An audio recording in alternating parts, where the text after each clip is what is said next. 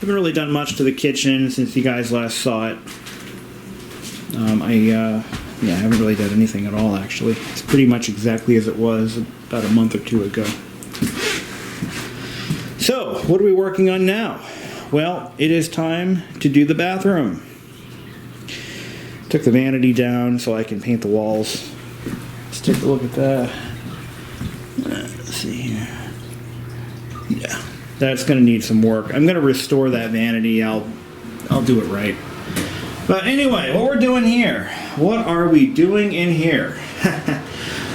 Well, here's the thing. So, I need to paint these walls. I had to do some plaster repair here. This was all bulging out. What I found is that this wall is bulging not because of a stud bending. I initially thought that maybe a stud had somehow warped, and no. This is actually, there's some damage to the plaster behind these tiles. So what they did when they built this house, for some stupid ass reason, is they used regular old drywall, and then they applied, here we go. So you can see they used it, here's the drywall, and then this is all plaster. They skim coated all the walls in the house. I don't know why they did that. But they did, and now I have to pick up the pieces. So what's really happened here is the plaster must have had some water leakage in it. I mean, there has been some repair work done to this wall here, but for some reason they didn't bother to fix this one. I don't know.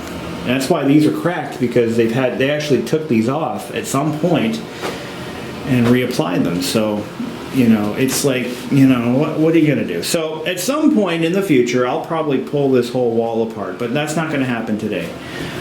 So in addition to that, I am going to redo this entire floor. That's why I took all next week off work. I'm going to be tearing this floor out. This is all presumed asbestos 9x9 tile, and then it's been covered with sheet vinyl. So we're going to take the sheet vinyl off, and I'm going to take some safety precautions I'm going to take, and I'm going to carefully remove those tiles and bag them in appropriate bags. I do have some personal protection equipment to use.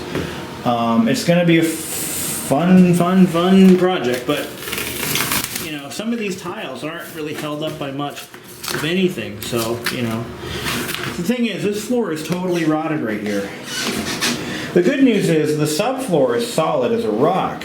The bad news is the underlayment is rotted from about this point to about that point there. So I've made a little bit of progress. So asbestos is contained within this black mastic as well as the floor itself. All right. So this is what we got going on here. Now I can tell you right now, the smell in this room is awful. It smells like, I can't quite describe it. Is it the adhesive? Maybe. Is it the fact that I've got moisture trapped in this floor after 65 years of usage, and it's now being released into the air? That's possible. That's possible too. So what I'm going to do, I noticed how this floor is put down. You've got one piece here. Okay, another piece there, then this piece here, then you've got little filler strips. This could be done in one sheet of plywood, basically. I'm pretty close to it. All right.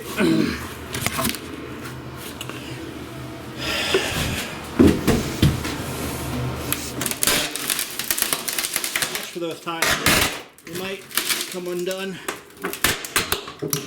especially now. So we got to pull these nails out before we put too much pressure. Those tiles fell off the wall.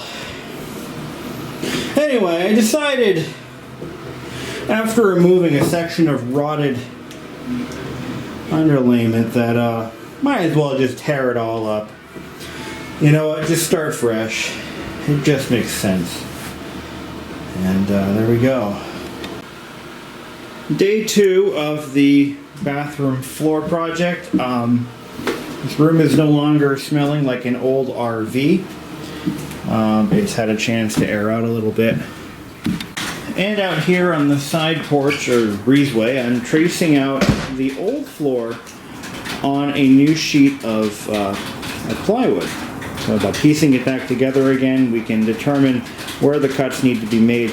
This is actually a little bit on the small side. I'm going to have to piece in a small section here, all the way to the on this side here. That's not a big deal. That's why I bought 2 sheets of plywood. So this is 3/4 inch plywood sheathing, pretty much what was in there before. $28 a sheet, so 60 bucks in plywood, which isn't too bad. This section's missing because it was completely rotted away, and I ended up cutting it out in one giant mess just because it made it that much easier. You can see where the cutouts are made for the molding. Right over here. So I gotta make sure to transfer those cuts to the new piece. I'll be able to do most of the floor in one sheet of plywood, which is kind of nice, I hope. So what I'm doing right now, while I can't really do much else at this point, I'm fixing up the old bathroom vanity, which is in remarkably good condition otherwise. Had some cosmetic issues. The chrome on the side lights is pitting and starting to rust. So what I'm doing is I'm sanding the rust off. I put some self-etching primer on all the pieces. When that cures, I'm going to top coat it, or I'm sorry, I'm going to do a color coat of like a metallic aluminum. And on top of that, it's getting a clear coat, so it should seal it up. But while I tore this thing apart, and I'm finding some seriously questionable stuff here that makes me wonder how on earth this house has managed to not burn to the ground. Exhibit A, I've got this wire here that clearly had been arcing against the chassis right there. Now that's just one example. I'm going to replace this entire wire. I've got one here. Same thing. Arcing, it cut right through. Look at that. That is not cool, man. That is not cool.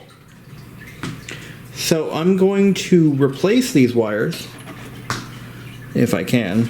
I don't know if I can. Nevertheless, at the minimum, I'll sleeve them with shrink tubing. Yeah, I don't think I can get in there to do that. I think it's buried in there somewhere. I don't think I can get in there to do that. Or is it just under the lip here? Oh, I bet you that's all it is. Yeah, this thing is really gross. Really gross.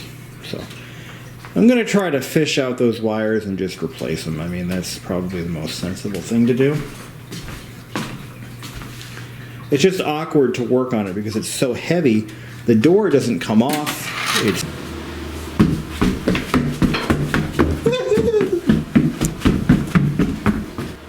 yeah, it's all done. Well, the hard part's done. Now what we got to do is get the seam filler, fill in all the seams and screw heads, and we're ready to put the tile on. I'm going to start in this corner first. That way I can get the toilet back in position, get the new closet flange in. This is the closet flange that I bought. This seals to the inside of the iron pipe.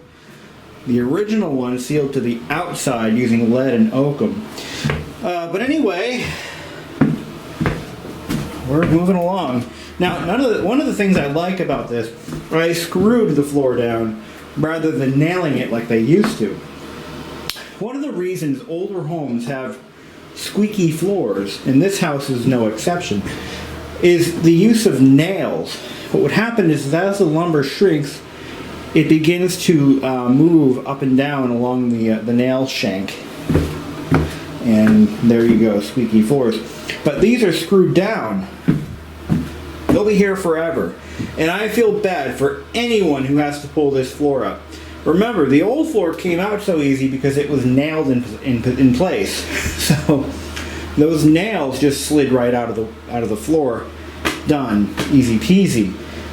Someone's going to have to unscrew this floor or pry it up, pull the screws through the freaking floor, and then cut the screws off with a saw. And there are other ways to do it, but it's going to be a lot of work. I hope I'm dead by the time that ever has to be done. Moving on, I'm going to get the seams and everything filled in. Okay, so I finished applying the leveler, or gap filler. I have to redo this gap here. But this stuff is to fill in all the screw holes, get it nice and level.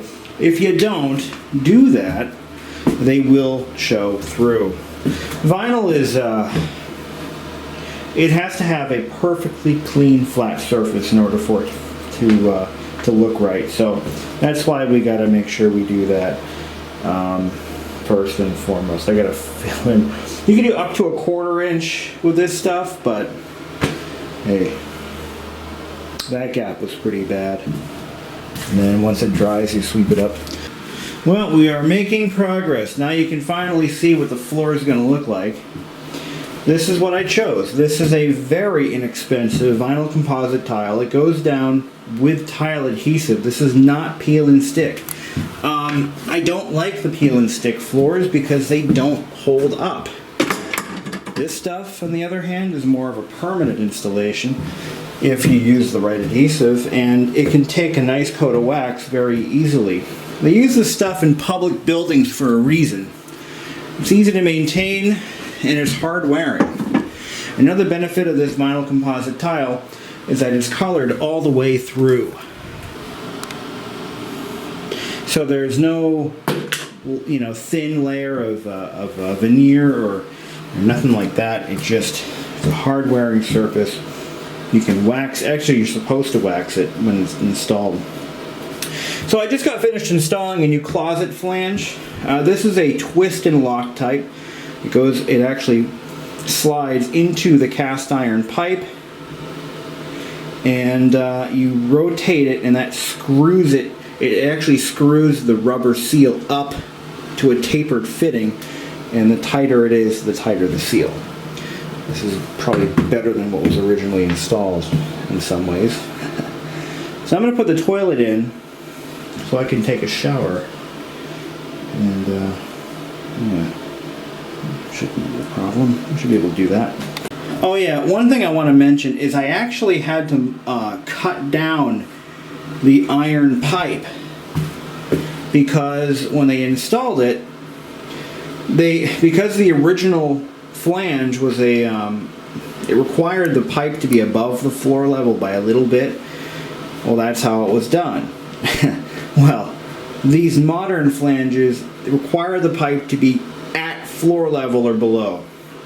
So I had to take out my angle grinder. That was kind of an emergency thing. I didn't realize until I started putting the glue down. I've got to scrape all this up now and redo it tomorrow.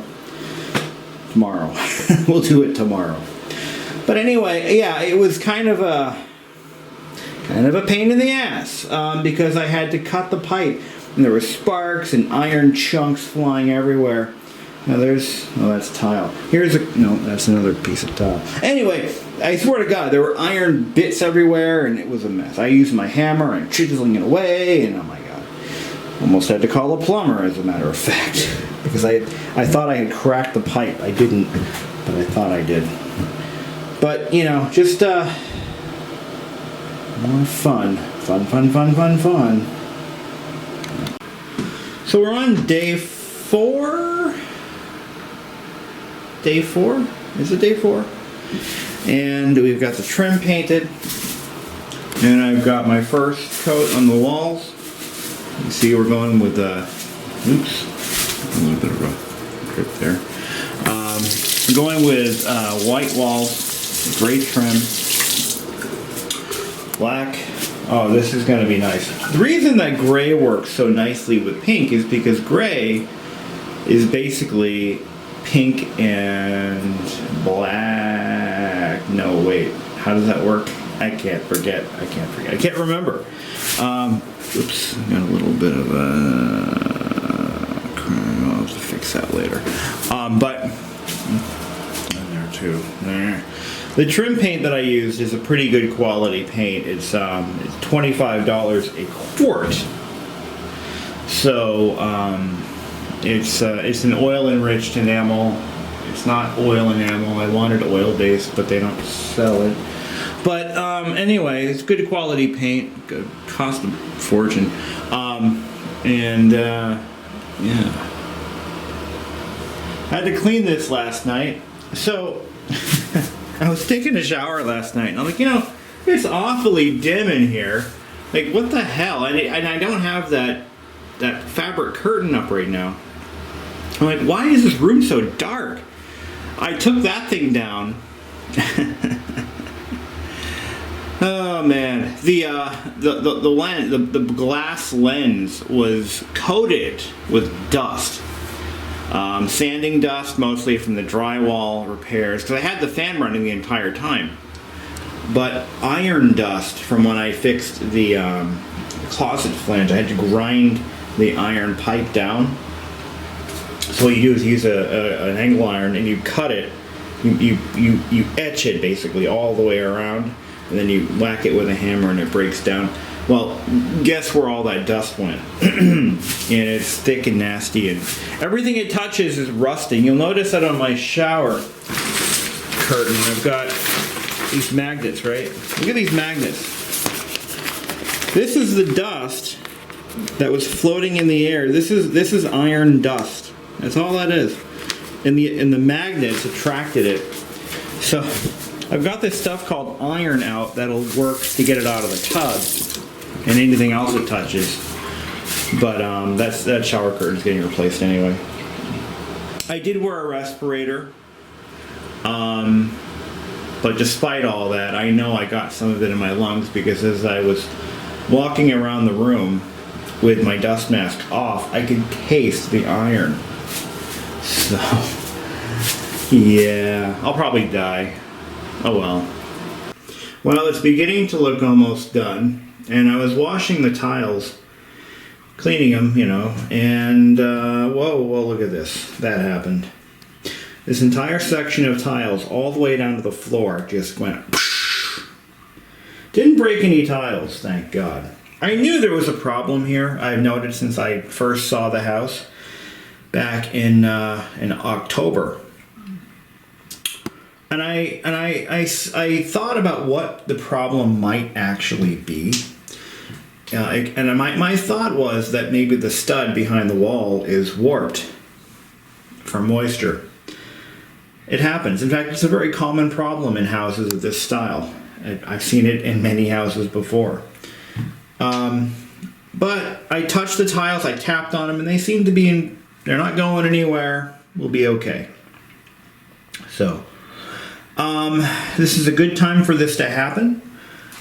And I'm prepared to fix it. So what I'm doing is I'm not doing it the right way. Would be to tear the whole wall. I'm not doing that. This is all from just moisture. This corner bead is made out of steel. It has rusted. The drywall behind it isn't in terrible shape, but there's a layer of plaster over it. And what happened was that plaster over time began to weaken. And it caused the entire section here to just start bulging out as it releases from the wall behind it. And that's why these tiles were falling out of position. And now for the reveal of the freshly redone bathroom. So, here we go.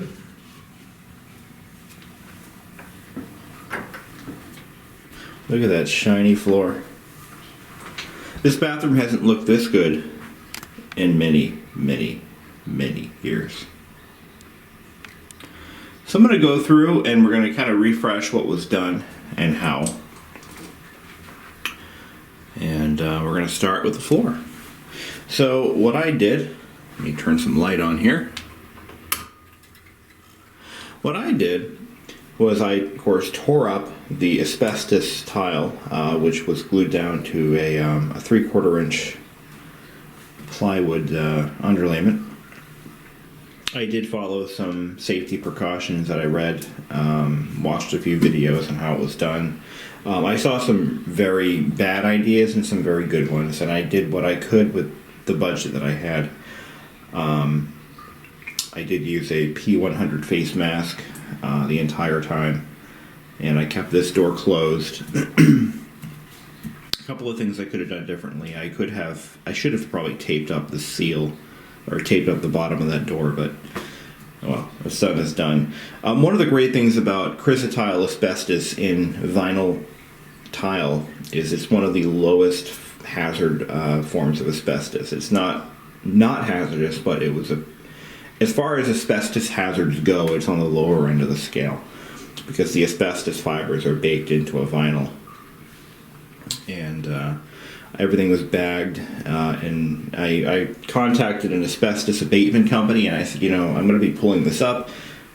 I'm going to be paying you guys to haul it away. What do you want me to do? And they told me what to do, and I did that.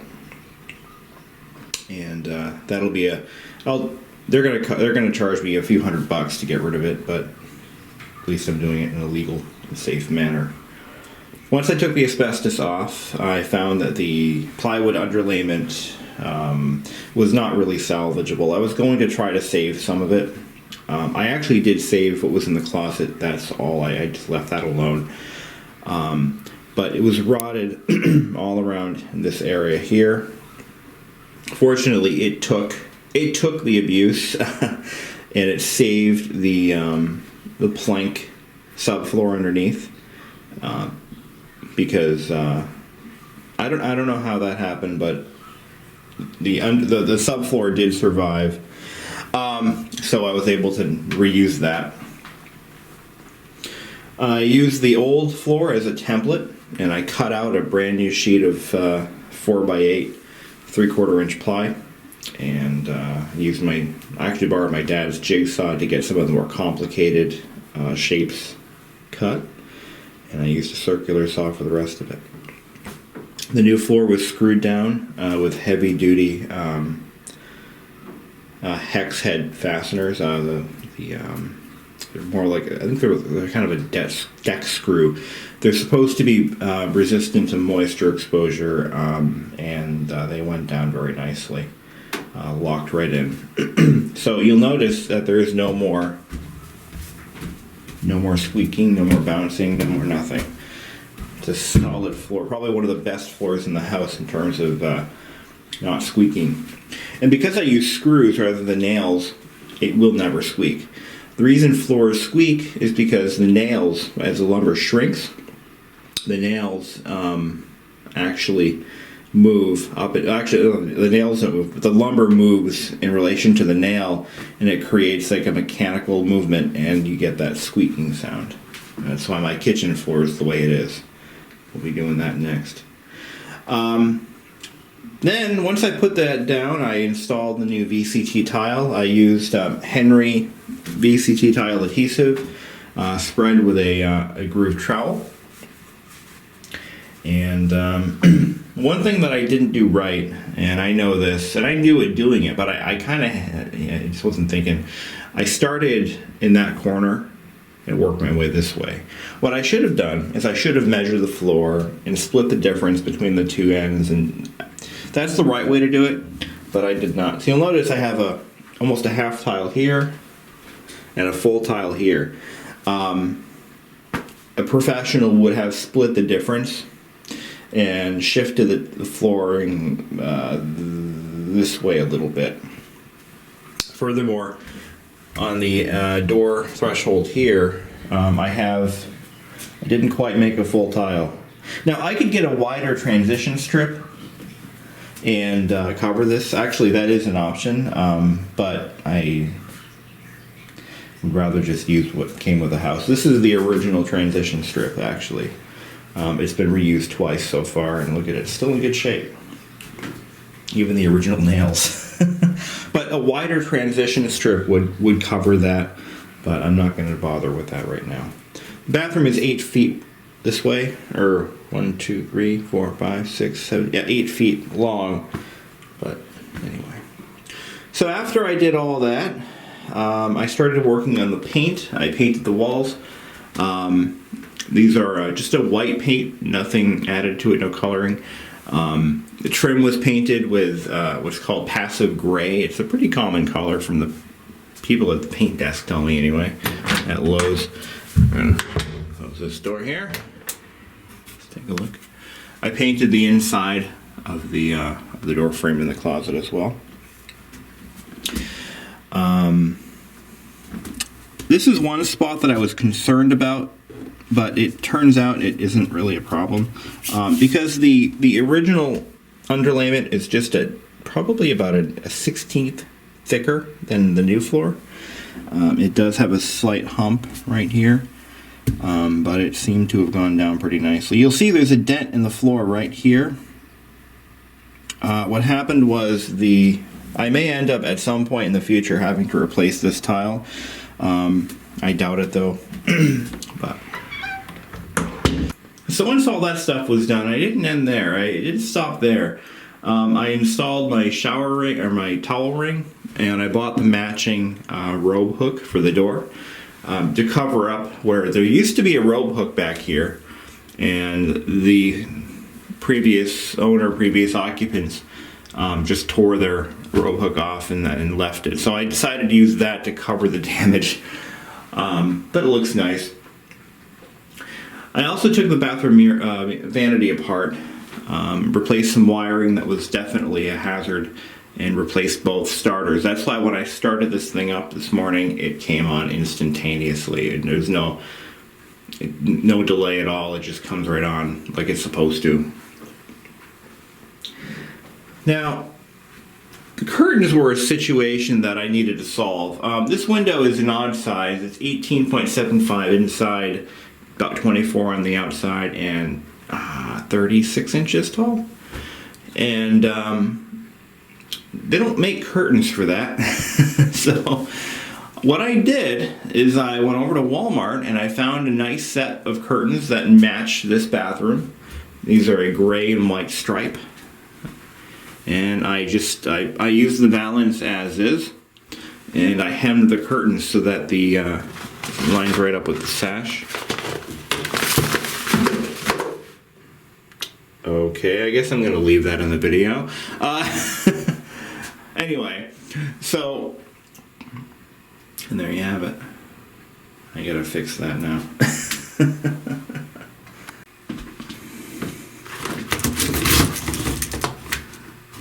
There, that's better.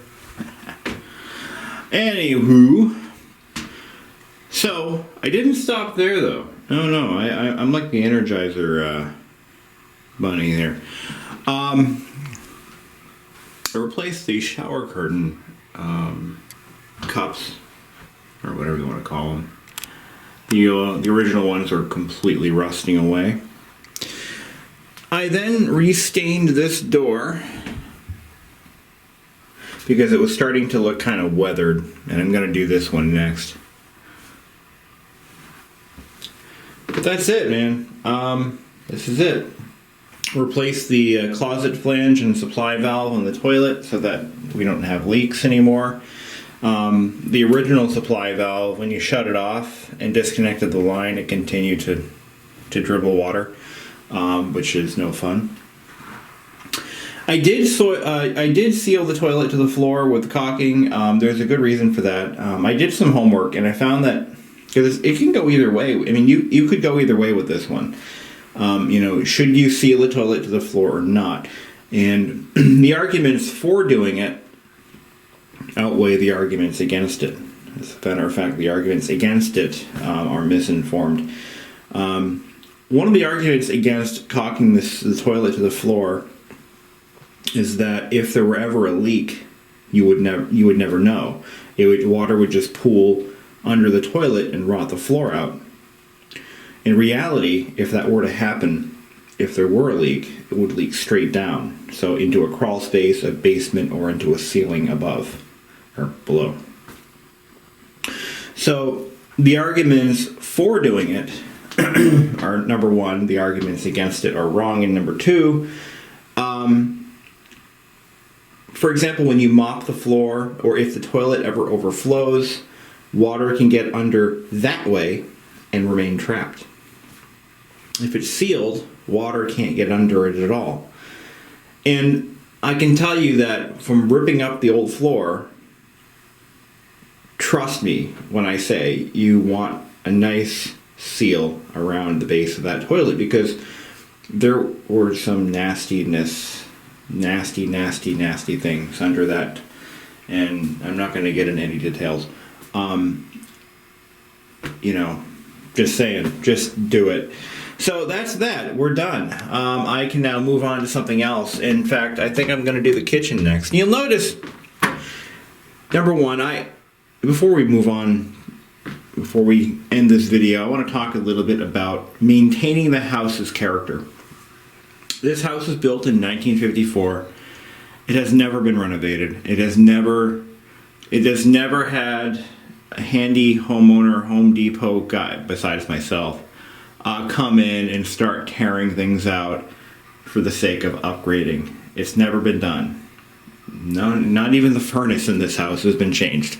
But no, seriously, this house is basically in as-built condition, with the exception of maybe some paint colors and some light fixtures. Really, nothing's been done. And it was my intent when I bought this house to maintain that, to keep it as it was built, to keep it in the era that it was constructed, because I find that after about 30, 40 years, a particular style becomes popular again. With this kitchen, for example, it has never been gutted, never been redone. It's been maintained, and I've repaired a lot of things in this kitchen, like the plumbing under the sink, and now this was required for modern life, but I had to put cabinets over here. I had to put new appliances in, and there was no way around that. Had to be done. It didn't have the original appliances anyway, so. But, the kitchen has maintained its 50s heritage, if you will. And that's exactly what I wanted for the bathroom. I wanted the bathroom not to look like a modern... What is it with people today? They put in pergo flooring all over the place, and they put, fake terrazzo marble tiles, and it's like, you know what? This is an honest floor. This is a material that's not pretending to be something it's not. And that's what I love so much about some of the 1950s style.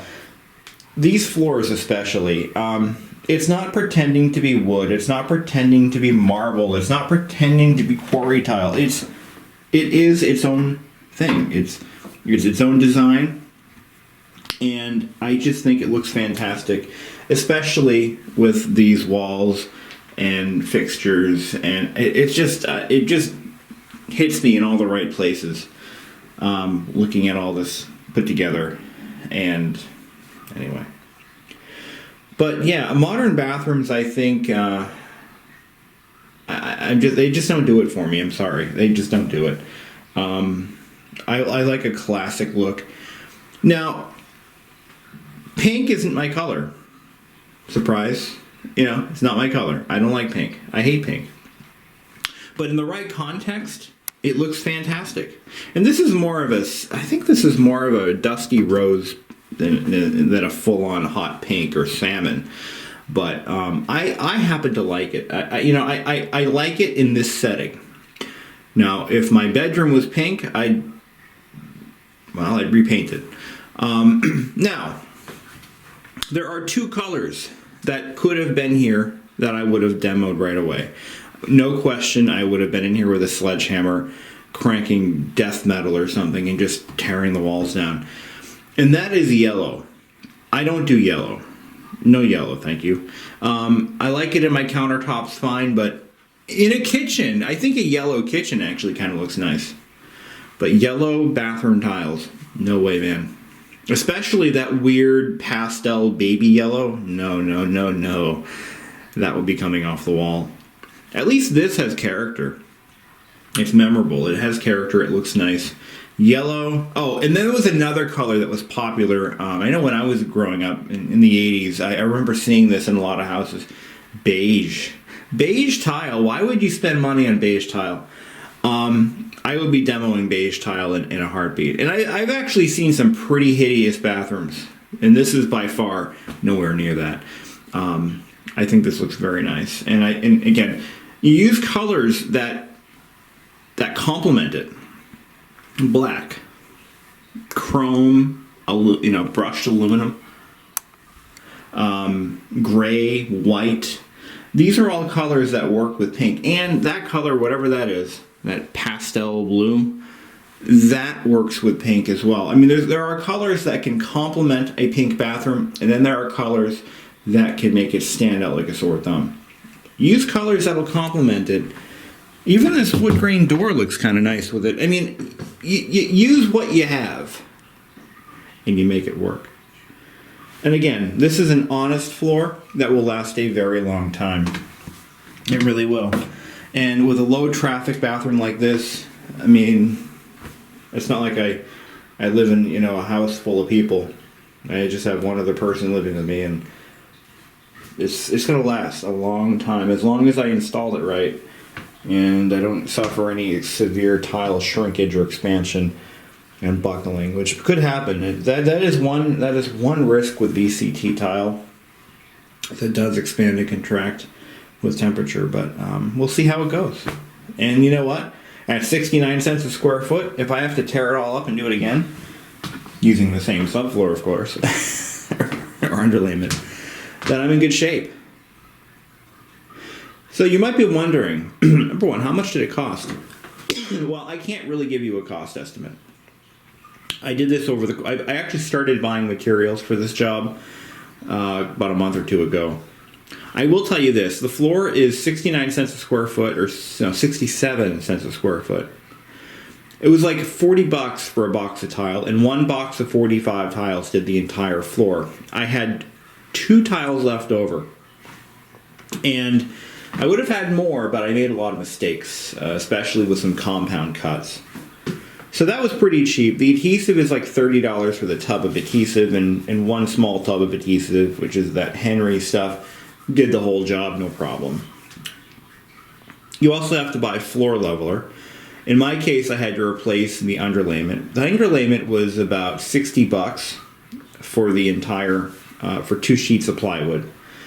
And I only used 1.4 sheets or so. Actually, less than that. The baseboards, I used a rubber. That was one more thing. I added the rubber baseboard to hide the caulking seal that goes around the perimeter, because it just didn't look right to me. It looked kind of unfinished and unprofessional. So the rubber baseboard, that was like what, $20 30 bucks for all that. The paint, we're looking at I think it was like $28 or $34 for a gallon of premium white paint. And then the trim was $25 for the quart. Touch that up. And that's a high quality paint though. I used, good paint. I didn't use the cheap stuff on any of this because it's a bathroom. It sees moisture. I want it to last. But anyway, it wasn't terribly expensive. I think I'm into the whole project. Probably $500, maybe $600. And that includes new linens. That includes curtains. That includes the trash can and all the other stuff I bought with it to make it look right. And there it is. Rosie approves. It matches her.